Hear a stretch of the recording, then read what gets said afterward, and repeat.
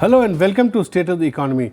Today we have somebody in our studios to discuss South Asia. Now, why are we discussing South Asia? This is because in the midst of gloom around the world in regard to economic growth, South Asia is seen by many economists and experts as a sweet spot.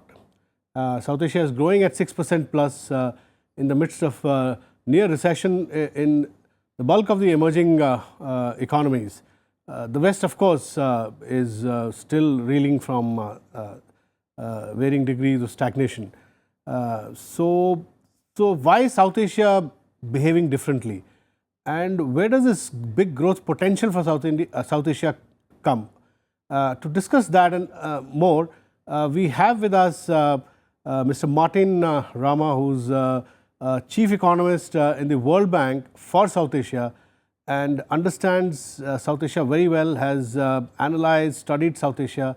So therefore, we thought we'll have Martin Rama in our office to tell us what is going on in South Asia that makes it makes it a sweet spot, makes it a big potential growth story in the next 5 to 10 years in the midst of general gloom in other parts of the world. Welcome to our show, Thank Martin you. Rama. Good afternoon. So we thought that we'll have you and to explain to our audiences as to what do you see happening in South Asia, say over the next 5 years, in today's context, in the context of growth generally decelerating around the rest of the world, or if picking up, not showing enough signs of a robust pickup, and in the midst of all this, South Asia is doing well. So what's going on here?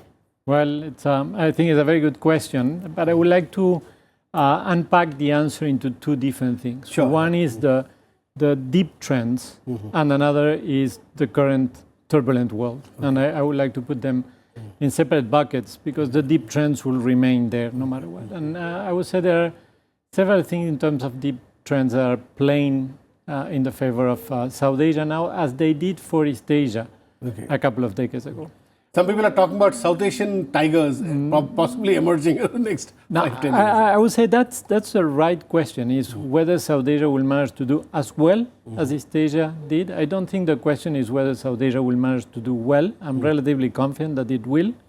The question is whether as well. Yeah, okay. And so the deep things that are going for South Asia at this point, first is the demographic transition. Okay. I know it's a double-edged sword, but basically you are going from families, let me simplify it, you are going from families with 4 kids to families with 2 kids. So it means that even if the productivity of those who work does not change, you have more per capita. So when you divide that at home, when you are paying the same bills, you are eating from the same kitchen. So even if nothing else changes, that gives you a big push. Also, the age composition is good in terms of savings. When you have a population around their 30s, these are people who are saving for the future. Okay. You have an aging population, people are de-saving. It's not the case. So when you look at saving rates in South Asia, they are good, and savings in one way or another translate into investments. So these are some of the common features to all the countries. These are common features. India, Pakistan, Sri Lanka, Nepal, I would say Bangladesh. a bit less for Sri Lanka. Sri Lanka is already almost at the other end of the demographic transition, is the aging country. Closer to the Western demographic. Because it started the demographic transition earlier. But to some extent, even south of India, some states are closer to the Western societies in terms of demographic trends. Because they started earlier. Tamil Nadu, for instance, I know it because definitely Tamil Nadu. South of India, definitely. So that already is a big force. Another thing that in terms of deep trend plays well for South Asia is that you have been investing in education across all countries. One can discuss the quality of education, and it's true. But if you think of the labor force, the average education of the labor force will go roughly from 4 years now to 6 years by 2030. These 2 years of education, even again, if the education is not the best, people who are more educated manage to earn more. On average, whatever, 8-10% more every year for education. So you are having hundreds of millions of people. You are putting something more on top over the next 20 years. And then there is the force of urbanization. This is the region where urbanization is happening. Again, urbanization is not the same as in East Asia. In East Asia, you had more organized urbanization. Cities were built, people moved to cities. South Asia is messier. Cities emerge where you were living, it becomes a bit more urban than it was. It's not necessarily that you went rural, half urban kind of dwellings also exactly. emerge, yeah. But you have a couple of 100 million people who will be moving to urban settings, or urban settings moving to them. And the same people are more productive in urban settings. You manage to do more. You have more markets, more suppliers. So when you put it all together, you put fewer capitas that are not working per capita, more education, higher savings, higher productivity from urbanization, you will say, well, South Asia has something going for it. Whether that is a 6 or a 7% growth over a couple of decades, it's still very important. So that's the foundation. Then comes the current turbulent world we're in. And that's a world where we are going from very rapid growth and even faster growth of trade to slowing down, and trade now being at best equal to GDP growth. So even lower than GDP growth. At some points even lower. At least the world trade is way lower than the world GDP growth of 2.5% in 2015, I guess. Yeah, and it probably will stay that way for some time. I think a big change in there is the reorientation of China's development strategy. China has decided to go from being the factory of the world so to how does China affect South Asia? So in a way, I would say it affects, the negatives are much smaller than for other regions. Other countries are very much integrated with China. South Asia imports from China, but doesn't export too much to China. But doesn't import also affect? I just wanted to sort of understand this. You have rightly said that China is not a huge export market for South Asian economies like India, Bangladesh, Sri Lanka, because they mostly export to the US, European Union. Exactly. But the massive overcapacity that China has created in commodities is really seriously impacting India. It's hurting India so badly that every other day we are raising tariffs, special duties. It does, yeah. And in India has imposed by some estimates the largest number of anti-dumping duties in the last 2 years. Yeah. So no, I agree. I'm not claiming that it doesn't. And since India is the biggest piece in the South Asia framework, as you said, so how does that I'm not saying that it Asia? doesn't impact South Asia, but where it's impacting other places much more strongly. Okay. If I come from Latin America is a big exporter to China, and you see what is happening. Latin America is struggling, is suffering. Yeah. You get negative rates of growth in Brazil. There's a recession in many Latin American countries. Yeah. So in that respect, so you're saying that since these South Asian economies are net importers of oil and other commodities. Let me come to oil. Let me first stick to China. I think where you do have this negative impact is, yes, some things like steel and cement that can be extremely cheap at this point. But there is something positive about what is happening in China, is that labor costs are going up.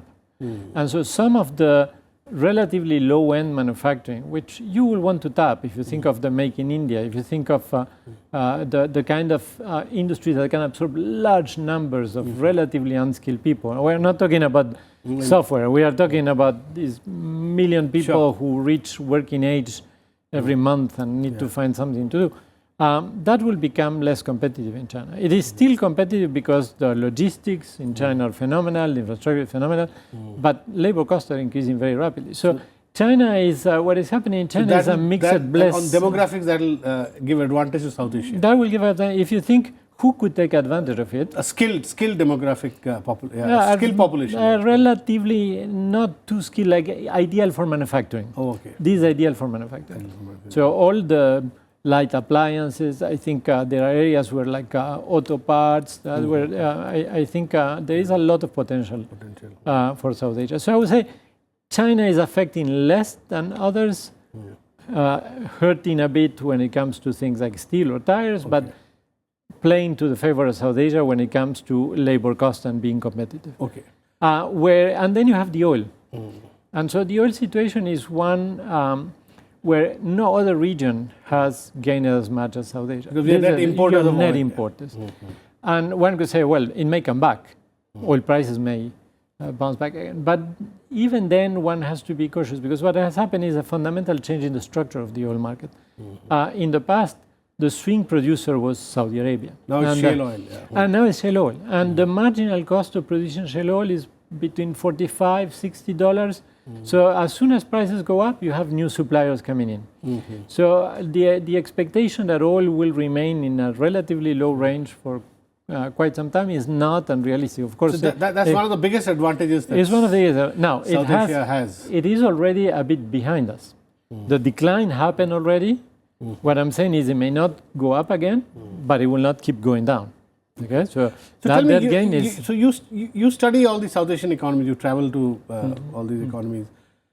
So this window of opportunity, which was provided by the dramatic fall in oil prices, and as you say, it's structurally it may not go back to $100, $110 per barrel because of obvious reasons, shale supplies coming up from in the US. So how should South Asia use this window of opportunity? And within South Asia, of course, since India has a huge weight, so India has to be a leader in exploiting this window of opportunity, right? So how do you do that? What's your prescription? Let me start this time the other way around. Let me start from the short term to the longer term. I started on the growth on the deeper and then the transition. I think on the short term, how to make the most of cheap oil.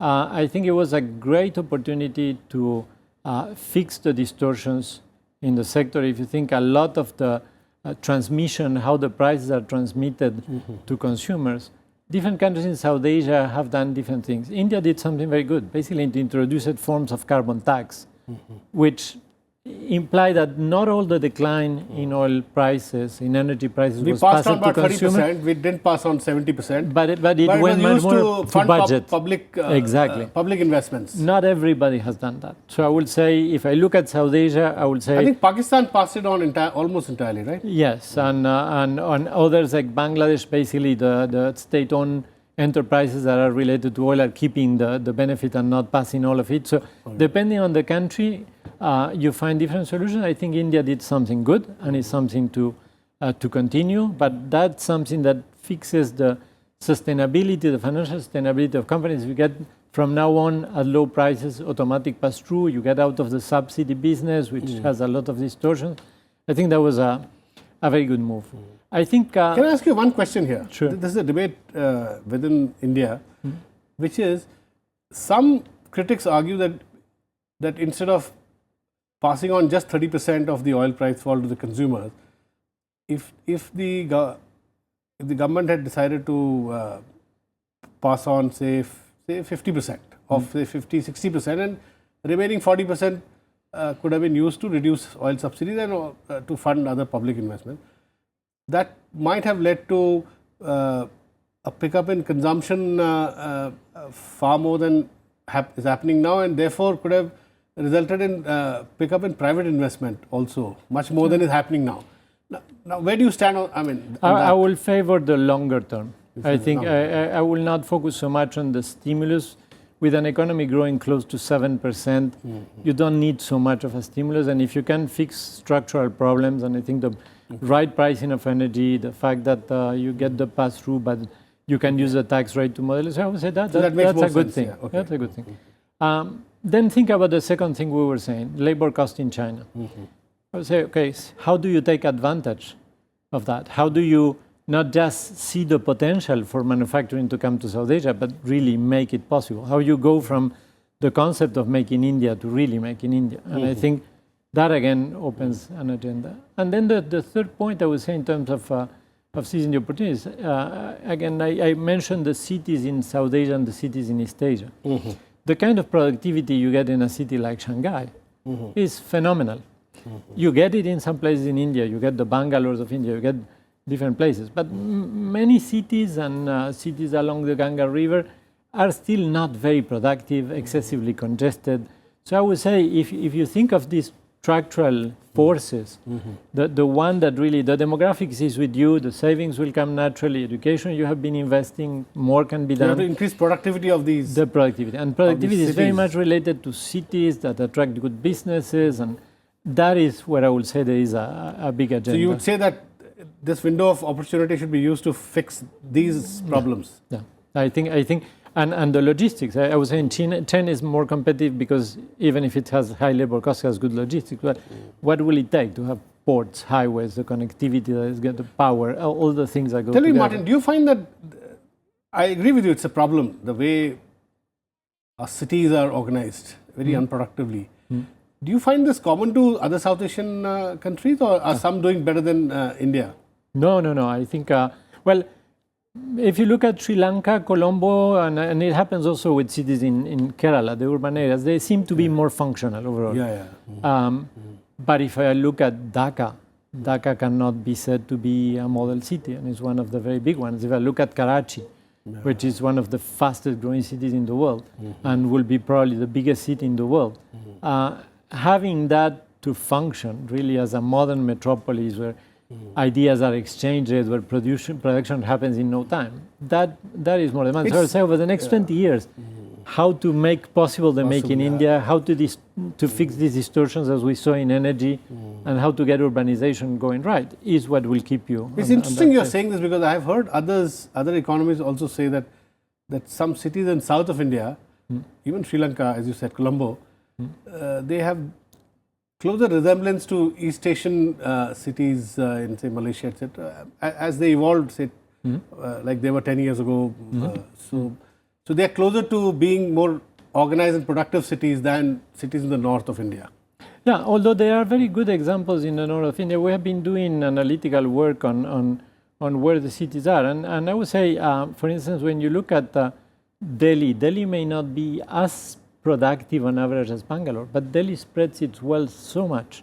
The catchment area of Delhi is so phenomenal that you have more or less rural areas that are having opportunities that they didn't have before.